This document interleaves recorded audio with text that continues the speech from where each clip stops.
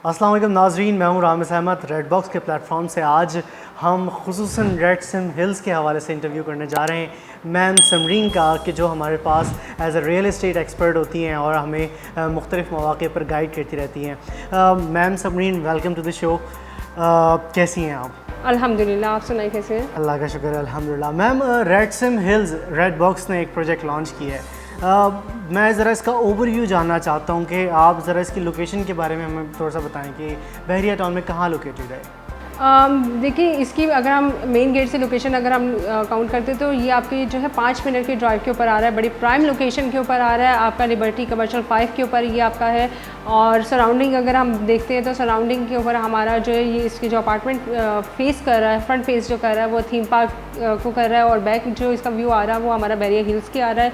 और बिल्कुल इसके 2 मिनट के ड्राइव के ऊपर हमारा बहरिया का सिनेमा है, और मिडवे कमर्शियल ए है और बी है, प्लस हमारा जो है बहरिया का हेड ऑफिस इसके है। ठीक है, थैंक यू मैम। इसके साथ साथ ये रेड सिम हिल्स प्रोजेक्ट जो है ये हमें ऑफ़र क्या कर रहा है, इसमें कैसा स्ट्रक्चर क्या है इसका, और इसके में कैसे अपार्टमेंट्स ऑफ़र कर रहा है? देखिए, हम अगर इसकी बात करते हैं तो इसमें हमारे पास जो अवेलेबल है 3 कैटेगरी के अवेलेबल है अपार्टमेंट, जो 1 बेड अपार्टमेंट है, 2 बेड अपार्टमेंट है, 3 बेड अपार्टमेंट है, और इसके अलावा ये ग्राउंड प्लस 8 का प्रोजेक्ट है। ग्राउंड प्लस 8 का प्रोजेक्ट है। अच्छा, 1 बेड, 2 बेड, 3 बेड अपार्टमेंट्स हैं, ग्राउंड प्लस 8 का प्रोजेक्ट है, इट्स गुड।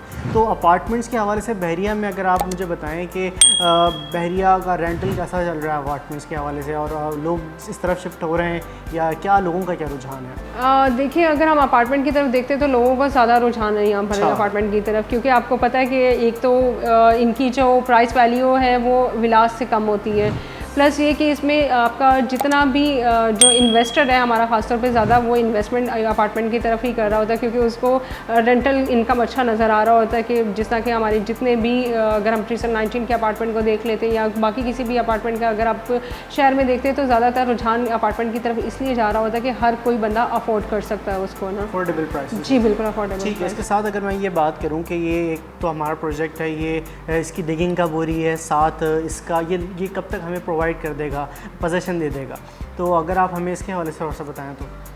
देखिए, इस प्रोजेक्ट की अगर हम डिगिंग की बात करते हैं तो डिगिंग जो है इसकी अक्टूबर में स्टार्ट हो रही है, और पोजीशन जो है इंशाल्लाह 2.5 साल में इंशाल्लाह इसकी मिल जाएगी। अच्छा, वेरी गुड।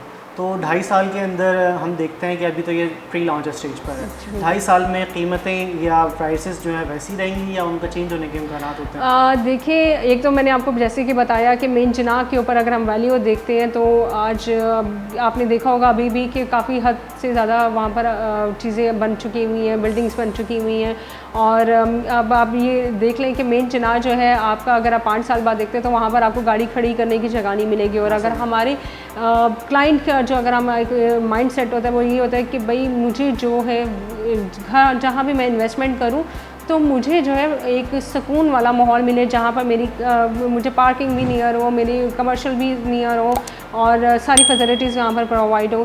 तो क्या उसका नाम में अगर हम 2.5 साल बाद अगर हम देखते हैं इस जगह की वैल्यू बहुत बढ़ जाएगी। जो आज आपको प्री लॉन्चिंग के ऊपर जो अपार्टमेंट्स आपको यहाँ पर मिल रहे हैं उनके रेट ऑब्वियसली बढ़ेंगे।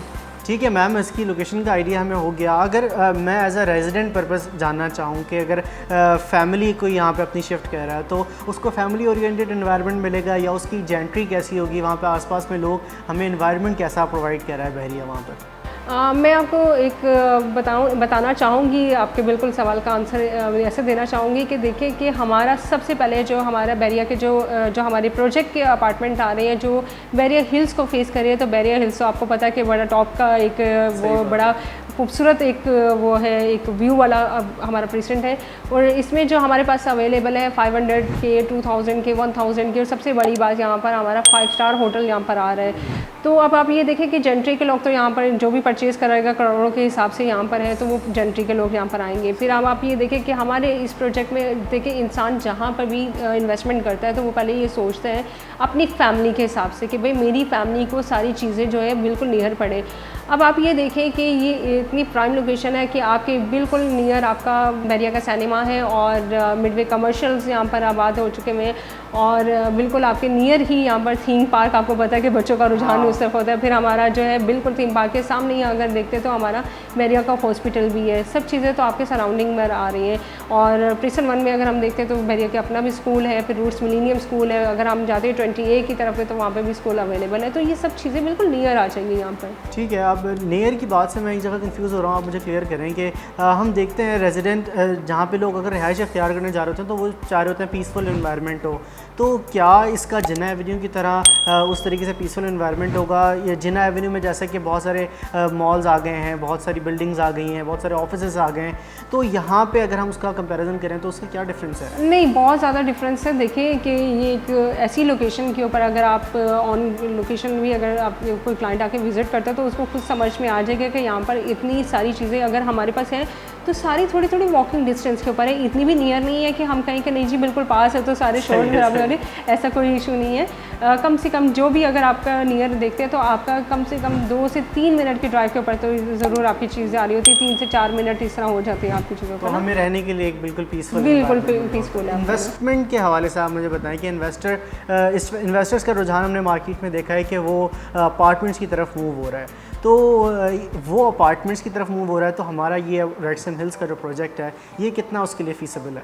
देखिए, अगर हम इन्वेस्टमेंट पॉइंट ऑफ व्यू से देखते हैं तो हमारे जो ओवरसीज इन्वेस्टर्स हैं और जो यहाँ से शहर से बाहर भी जो लोग रह रहे हैं या जो कराची के अंदर भी हैं, ज़्यादातर जो है इन्वेस्टर अपार्टमेंट की तरफ मूव करता है क्योंकि एक तो वैल्यू कम है उसकी विलास के हिसाब से, ठीक है। प्लस इसमें ये है कि उसको रेंटल इनकम बहुत अच्छा इसमें गेन हो रहा होता है कि अब आप ये देखिए कि ज़्यादातर लोग विलास को प्रेफर करने की बजाय अपार्टमेंट की तरफ, जो ज़्यादातर हमारे जो रेंट पर आते हैं वो अपार्टमेंट की तरफ मूव कर रहे होते हैं और उनको ज़्यादा रेंट, इसलिए जो हमारे इन्वेस्टर्स हैं उनको काफ़ी प्रॉफिट आ रहा होता है उसके ऊपर।